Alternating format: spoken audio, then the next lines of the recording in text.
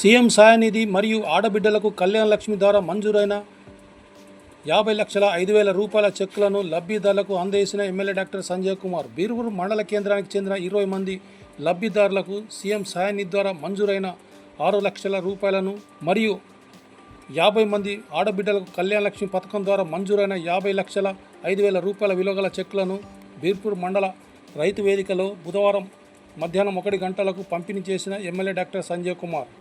ఈ సందర్భంగా ఎమ్మెల్యే మాట్లాడుతూ రోళ్లవాగు ప్రాజెక్టు పూర్తిగా నిరంతరం కృషి చేస్తానని, అటవీ పర్యావరణ అనుమతుల విషయంలో ఆలస్యం కారణంగా రాష్ట్ర కేంద్ర స్థాయి ఉన్నత స్థాయి అటవీ అధికారులు సువర్ణ త్రినాథరావు దృష్టికి విషయాన్ని తీసుకువెళ్లడం జరిగిందని అన్నారు. ఎంపీ అరవింద్ దృష్టికి విషయాన్ని తీసుకురాగా ఆయన సానుకూలంగా స్పందించారని తెలిపారు. ఇరిగేషన్ డిఈఈ రాష్ట్ర ప్రభుత్వ పర్యావరణ సెక్రటరీ రవినాయకుని కలిశారని, త్వరలో స్పష్టత వస్తుందని అన్నారు. కనీసం పరిజ్ఞానం లేకుండా కొందరు కావాలని రోడ్లవాగు ప్రాజెక్టుపై రాజకీయం చేస్తున్నారని, రోడ్లవాగు పూర్తి కోసం రైతులకు న్యాయం కోసం కృషి చేస్తామని ప్రజలు గమనించాలని కోరారు.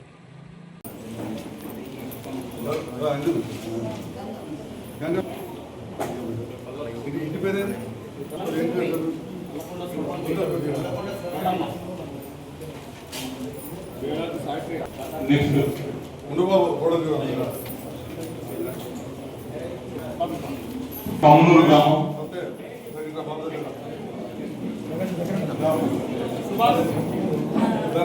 కమనూరు గ్రామం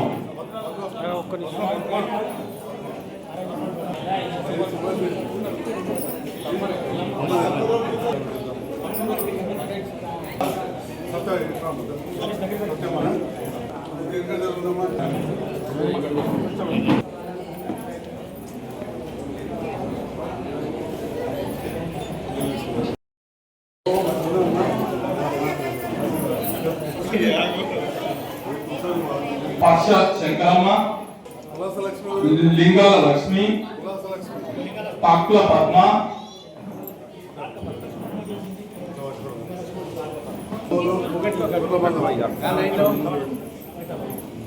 Shyamala నిన్నం Shyamala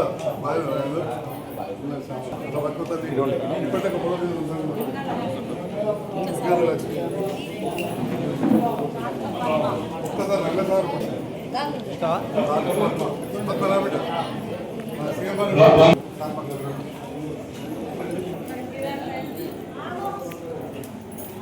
okay sir. Sir ఇక్కడ చూడండి. Okay sir.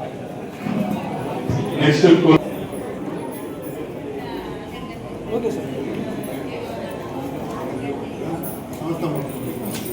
సీఎం సాయనిధి మరియు ఆడబిడ్డలకు కళ్యాణ లక్ష్మి ద్వారా మంజూరైన 50,05,000 రూపాయల చెక్కులను లబ్ధిదారులకు అందజేసిన ఎమ్మెల్యే డాక్టర్ సంజయ్ కుమార్. బీర్పూర్ మండల కేంద్రానికి చెందిన 20 మంది లబ్ధిదారులకు సీఎం సాయనిధి ద్వారా మంజూరైన 6 లక్షల రూపాయలను మరియు 50 మంది ఆడబిడ్డలకు కళ్యాణ లక్ష్మి పథకం ద్వారా మంజూరైన 50,05,000 రూపాయల విలువగల చెక్కులను బీర్పూర్ మండల రైతు వేదికలో బుధవారం మధ్యాహ్నం 1 గంటలకు పంపిణీ చేసిన ఎమ్మెల్యే డాక్టర్ సంజయ్ కుమార్.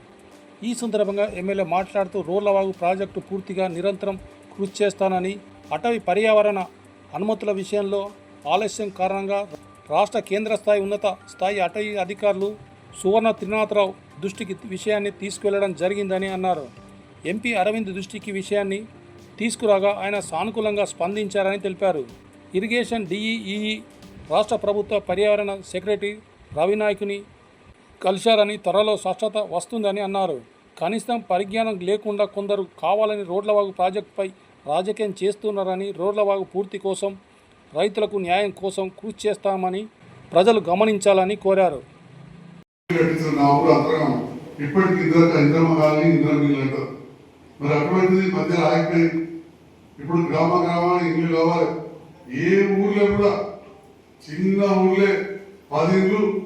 ఈ సంవత్సరం అంటే ఇంకా 3.5 ఏళ్ళు ఉన్నది. ప్రతి చిన్న ఊర్లో కూడా 50 ఏళ్ళు, పెద్ద ఊర్లలో 200 ఇళ్ళు కట్టిస్తామని చెప్పి సందర్భంగా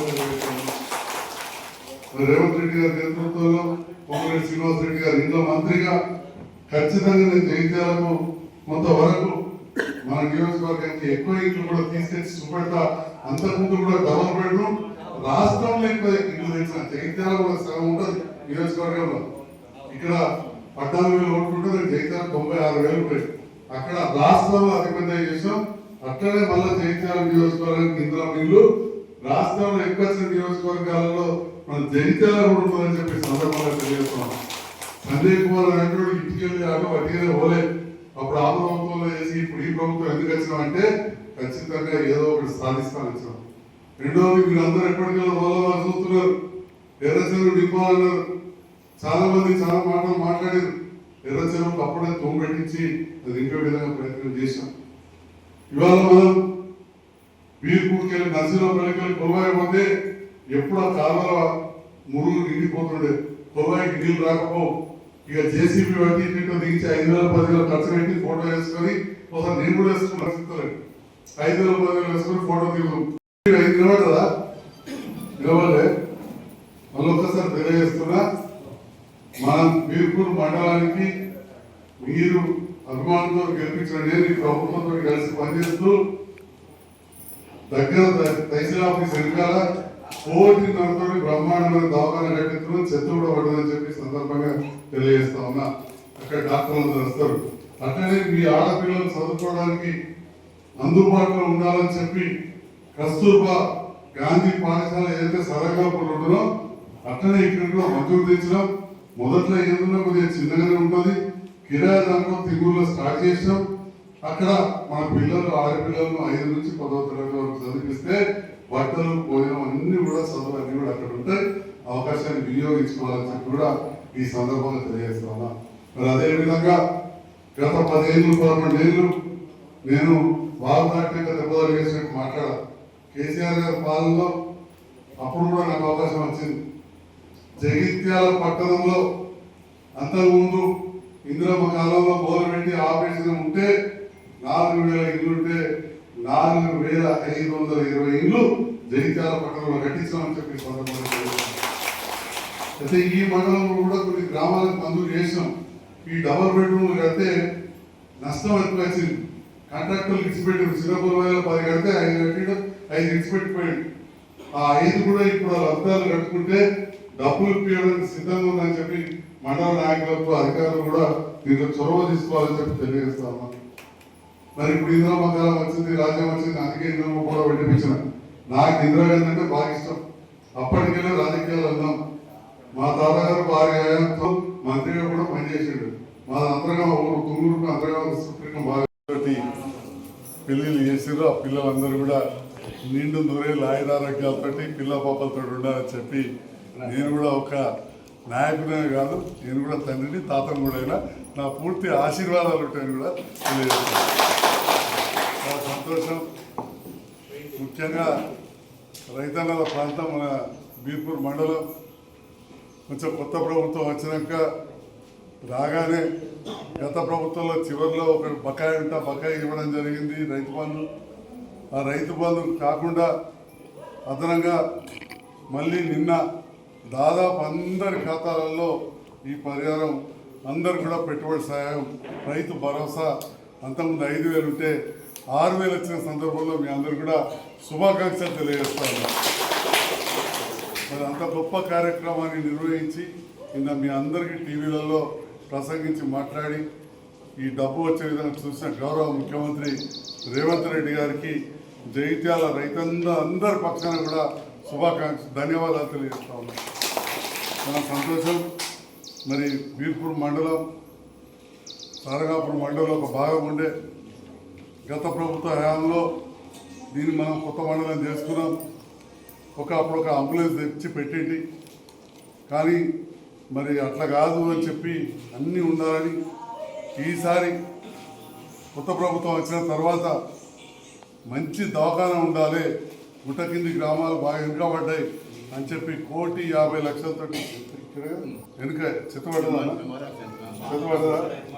మరి మీరు అందరూ చూసిన లేదో, రేపు మీ పిల్లల కోసం అందరి కోసం టీకా మందుల కోసం ఇక్కడనే వెనకాల 1,50,00,000 దవాఖానా నిర్మిస్తున్నామని చెప్పి మీకు ఈ సందర్భంగా తెలియదు. పాటు అలా మంచి డాక్టర్లు వస్తారు, సిద్ధరామాలు ఉంటారు, చిన్న చిన్న ఆపరేషన్లు కూడా అవుతాయి. అంటే ఈ ప్రైమరీ హెల్త్ సెంటర్ మంచి పెద్ద దిక్కే అవుతుంది ఇన్నే కదండి పక్కనే ఎంఆర్ఓ ఆఫీస్ వెనకాలే దవాఖాన. అట్లనే మరి మన పిల్లలు ఉంటారు, మగ పిల్లలు బళ్ళలో పోతుంటారు, అమ్మాయిలు కూడా పోతారు. కానీ కొందరికి మంచిగా పేదవాళ్ళు ఉంటారు, ఆడపిల్లలను చదివించాలంటే కొంచెం ఇబ్బంది ఉంటుంది అని చెప్పి కస్తూర్బా గాంధీ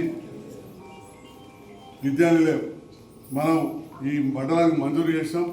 మంజూరు చేయగానే వెంటనే బిల్డింగ్ రావాలంటే రాదు. ఆ సందర్భంలో తుంగూరులో మా గంగన్న ఉన్నట్టు తుంగూరు గంగన్న వాళ్ళ చుట్టాలతోటి నేను సంతగా ఒక బంగ్లా కోసం ఎంత తిరిగిందో మన గంగన్న రమేష్ వీళ్ళని అడుగుతూ వెళ్తారు. వాళ్ళు కూడా 10 రూపాయలు రవి 10 రూపాయల కిరాయి కూడా తక్కువకి ఇచ్చి వీళ్ళ బిల్డింగ్ ఇచ్చారు. అక్కడ ఆడపిల్లలకు కస్తూర్బా స్కూల్ ఉంది. మన ఆడపిల్లలు చదువుకునే వాళ్ళు 5వ తరగతి నుంచి 10వ తరగతి చదువుకునే వాళ్ళకు మంచిగా భోజనము, బట్టలు, పడక అన్నీ కూడా ఒక గురుకుల పాఠశాల కొత్తగా వచ్చింది. తర్వాత బిల్డింగ్ కూడా కట్టాలని చెప్పి